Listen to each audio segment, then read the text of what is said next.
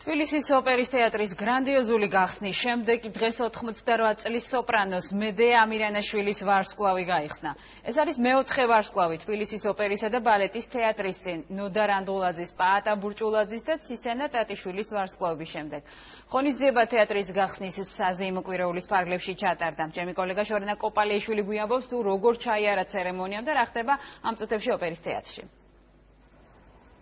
ოპერისა და ბალეტის თეატრის წინ ვარსკვლავთა სამეულს კიდევ ერთი მედეა ამირანაშვილის სახელობის ვარსკვლავი შეემატა. გამორჩეული ხმითა და სცენურობით წლების განმავლობაში მან არაერთი დაუვიწყარი საოპერო სახის შექმნა. ვოკალის ხელოვნების კლასიკოსად აღიარებული სოპრანო წლების განმავლობაში არაერთ თაობას სვდიდა, დღეს კი ეს ყველაფერი ვარსკვლავის გახსნით დაგვირგვინდა. ამ წუთებში ოპერის განახლებული თეატრის სცენაზე მიმდინარეობს აბესალომ და ეთერი. დღევანდელი წარმოდგენა თეატრის დასმან მთლიანად მიუძღვნა ცნობილ სოპრანოს. დღეს აქ იმყოფება საქართველოს პრეზიდენტიც მეუღლესთან ერთად. ჩემთვის ეს ყველაფერი ემოციური ძალიან მიყვარს ჩემი ხალხი. მენასვალი მაგას რომ ასე ხარში დაგვიდგენდა აბესალომ ეთერი ჩვენი საგანძურია. ეს საგანძური ყველა უნდა იცოდეს ვინ არის.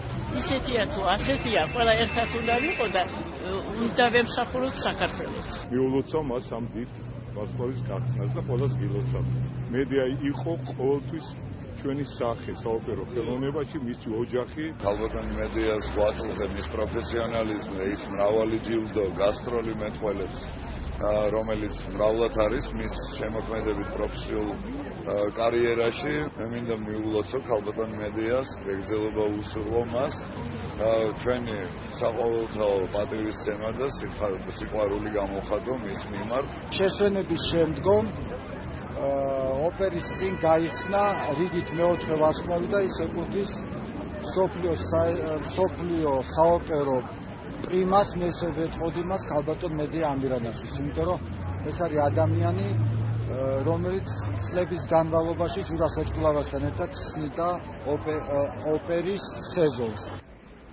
ოპერისა და ბალეტის თეატრის გახსნის კვირეული დღეს მედეა ამირანაშვილის ვარსკვლავის გახსნით დასრულდა. მაყურებელს კი საშუალება აქვს ოპერა აბესალომ და ეთერი უკვე 2 და 21 თებერვალს იხილოს.